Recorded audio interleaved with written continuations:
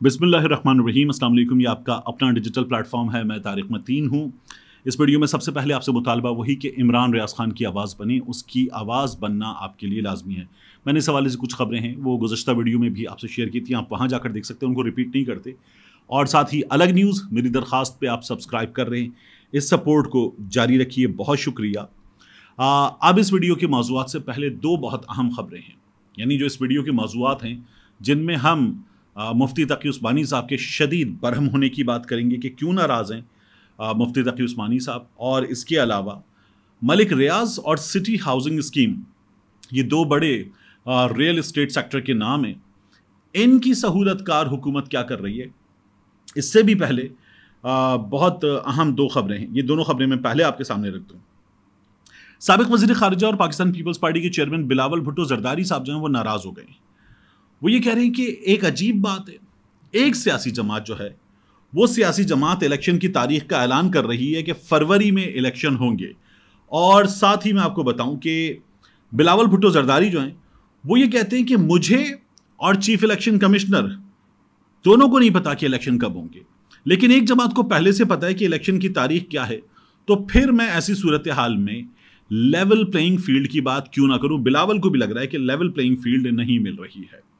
जो बिलावल ने जरदारी साहब के हवाले से बयान दिया था कि वो घर में उनका हुक्म चलेगा, पार्टी में सीईसी फैसला करेगी। तो अब यहाँ मैं आपसे अर्ज करूँ कि बिलावल भुट्टो जरदारी ये कहते हैं कि हल्का बंदियाँ 90 दिन में करवाएं, इलेक्शन करवा दें, 95 दिन में, 110 दिन में या 10 साल में, बताएं तो सही कि इलेक्शन कब करवाएंगे, इलेक्शन की तारीख दें। कोई जिद है, कोई वजह है तो इलेक्शन आगे ले जाएं भले, लेकिन तारीख तो दें। ये बिलावल भुट्टो जरदारी ने अब बिलाखिर कह दिया है। तो पाकिस्तान पीपल्स पार्टी अब नून लीग को ताने दे रही है, सब इलेक्शन के लिए तैयार हैं सिवाय नून लीग के। नून लीग चाहती है कि इलेक्शन आगे बढ़ जाए, नून लीग इलेक्शन से खौफजदा है। वजह क्या है? नून लीग ने जो 16 महीने हुक्मरानी की है, इस हुक्मरानी में नून लीग ने एक आम आदमी का जनाजा निकाल दिया, कबाड़ा निकाल दिया है, और अब जब उसका तेल निकल गया है तो नून लीग ये चाहती है कि जो निगरान हुकूमत है, नून लीग का तसलसल, इलेक्शन कमीशन ने भी कह दिया ये निगरान हुकूमत एक आम आदमी का मजीद कबाड़ा कर दे, यानी नून लीग को आम आदमी से कोई लेना देना नहीं है, मजीद कबाड़ा कर दे तो गालियां नून लीग का ख्याल है फिर निगरान हुकूमत को पड़ेंगी, तो फिर हम इलेक्शन में जाने के काबिल हो जाएंगे। इन्हें अंदाजा नहीं है कि लोग इनसे कितनी मोहब्बत करते हैं, वो मोहब्बत इनको मिलेगी इलेक्शन में। यही बात नुसरत जावेद साहब ने कही थी, तो नुसरत जावेद साहब को भी नून लीग वाले गालियां देने पर आ गए। दूसरी जो दिलचस्प खबर है वो है फजलुर रहमान साहब के हवाले से। फजलुर रहमान साहब का अपना मौलाना फजलुर रहमान जो ऑफिशियल अकाउंट है फेसबुक का, वो हैक हो गया है, ये पेज हैक हो गया है। इनकी जमात के तर्जुमान है असलम गौरी, उन्होंने ये कहा है कि फिलिपाइन के हैकर्स ने इस पेज को हैक कर लिया है, और इस पेज पर मौलाना किसी को फॉलो नहीं कर रहे थे, इसके 1 मिलियन के करीब फॉलोअर्स थे। अब असलम गौरी साहब कहते हैं कि FIA से हमने रब्ता कर लिया है कि हमें पेज रिकवर करके दिया जाए। FIA साइबर क्राइम से हमने इस सिलसिले में रब्ता कर लिया है। तो हमारे यहाँ कहाँ रिकवरी होती है, वो तो बेचारे खुद लोग होते हैं, इंडिविजुअल्स, पेजेस चलाने वाले, यूट्यूब चैनल चलाने वाले, वो रिकवरी कर भी लेते हैं, लेकिन ऐसी चीज़ों की रिकवरी आमतौर पर नहीं होती।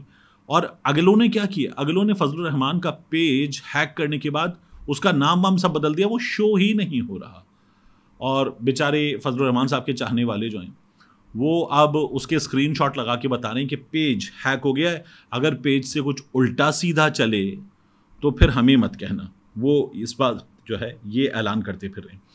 अब आ जाइए इन दो अहम तरीन ख़बरों की जानिब। मुफ्ती तकी उस्मानी साहब शदीद नाराज़ हैं, और ये जो मामला है ना मिस यूनिवर्स मुकाबले का, सोशल मीडिया पर अब ये उठना शुरू हो गया है, इस पर लोग आवाज़ उठा रहे हैं कि ये क्या मजाक है, ये कौन सी बकवास है कि पाकिस्तान की 5 लड़कियाँ जो हैं वो फाइनलिस्ट बनी हैं, उनमें से एक लड़की मिस यूनिवर्स मुकाबले में पाकिस्तान की नुमाइंदगी करेगी।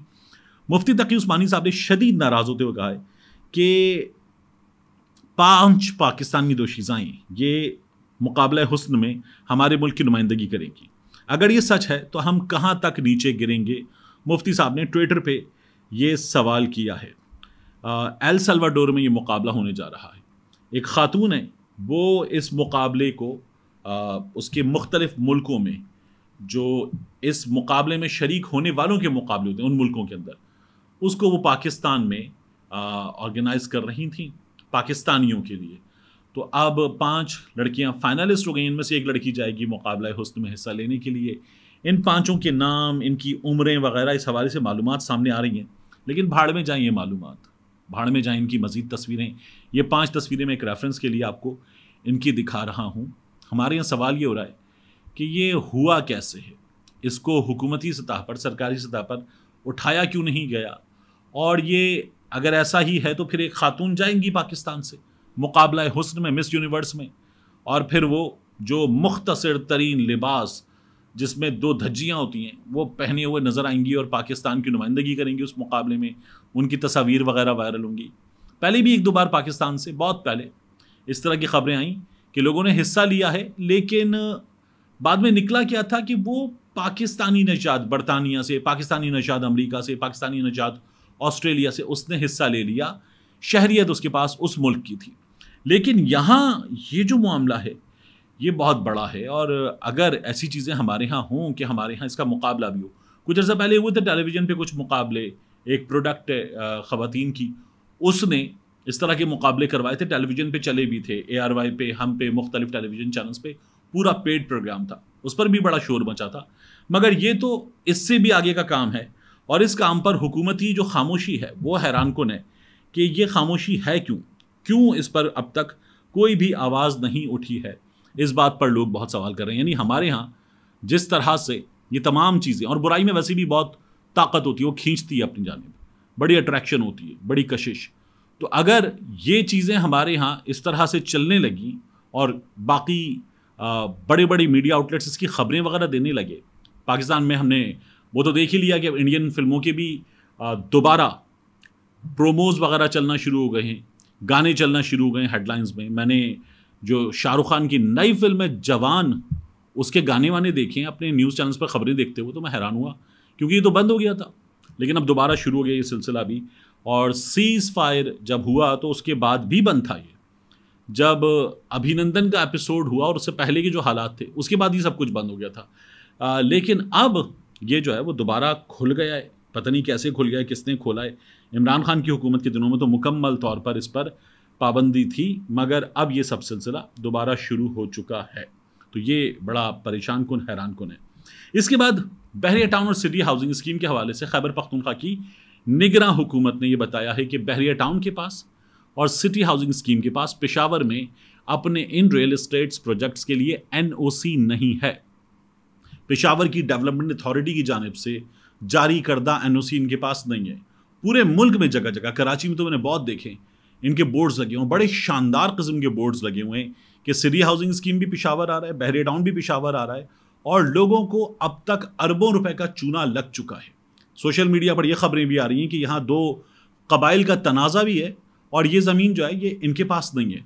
सिंध में यही हुआ था, ये जो सुप्रीम कोर्ट में किस्तें जमा होती हैं ना, सिंध में यही हुआ था कि सिंध गवर्नमेंट की मदद से ज़मीनें दे दी गई थी, और फिर उसके बाद हुआ ये कि सुप्रीम कोर्ट को बीच में कूदना पड़ा और पैसे वहाँ जमा हो रहे थे किस्तों के।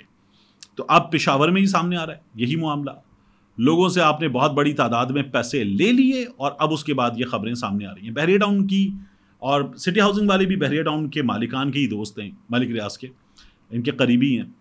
तो इनका तरीक़ा वारदात क्या है, ये दोनों प्रोजेक्ट्स, ख़ासतौर पर बहरिया टाउन तो ये ज़रूर करता है कि बड़े बड़े नाम, major general retired, lieutenant general retired, brigadier retired, ये अपने मुलाजमीन में रख लेते हैं, और फिर उसके बाद इनको जहाँ जहाँ किसी भी सरकारी महकमे में, किसी भी जगह, किसी भी प्रॉब्लम में ये फंसते हैं, तो वहाँ मेजर जनरल साहब सामने आ जाते हैं। जी मेजर जनरल साहब आए हैं जी बात करने हमारे इस इशू पे। वो अगला वैसे ही इतना मरूब के सारा झाग की तरह बैठ जाता है और बहरिया टाउन अपने मामलात सीधे कर लेता है। ये हमने देखा है। और इन लोगों की जो पॉलिसीज़ है, इन लोगों ने तो बाकायदा जेल बनाया बहरिया टाउन लाहौर ऑफिस को, इसके अलावा बड़े बड़े ऑफिस को, वहाँ तो ये लोगों को जाने नहीं देते, बाकायदा जेल बनाया कि जी जाएंगे, अंदर जाकर पहले कमरे में पहुँचेंगे, वहाँ पर अपना मोबाइल फ़ोन रख देंगे, तलाशी होगी आपकी, और उसके बाद आप अंदर जाएंगे, क्योंकि वहाँ वीडियोस वगैरह बनाकर लोगों ने इस तरह का शोर किया कि हमें लूट लिया, हमारे पैसे खा गए, हमें घर नहीं दिया, हमें प्लॉट नहीं दिया। तो बहरिया टाउन ये करता है। आप पेशावर की निगरान हुकूमत कब बता रही है? मलिक रियाज की पूरी सहूलतकारी के बाद, सिटी हाउसिंग स्कीम की पूरी सहूलतकारी के बाद, जब अच्छा खासा काम हो चुका, तो वो कह रही हैं कि इनके पास NOC नहीं है। तो ये हमारे यहाँ बाकायदा सहूलतकारी होती है जो साफ तौर पर नज़र आती है। और उसके बाद ये लोग इत्मीनान के साथ इन तमाम मामलात में डाका मार लेते, कोई पूछता भी नहीं है, क्योंकि गरीब है ना दूसरे एंड पे, जिसने एक घर ले लिया, 2 घर ले लिए, मिडिल क्लास इनकम वाला या लोअर मिडिल क्लास इनकम वाला, जिसने जमा पूंजी जमा करके लिया था। बाकी ये बड़े बड़े मगरमच्छ क्या खा जाते किसी को पता भी नहीं चलता। मिलते हैं इंशाल्लाह आपसे अगली वीडियो में। जाते जाते आपसे दरखास्त फिर वही कि अलग न्यूज़ को सब्सक्राइब कीजिए, सपोर्ट करते रहिए। शुक्रिया बहुत बहुत।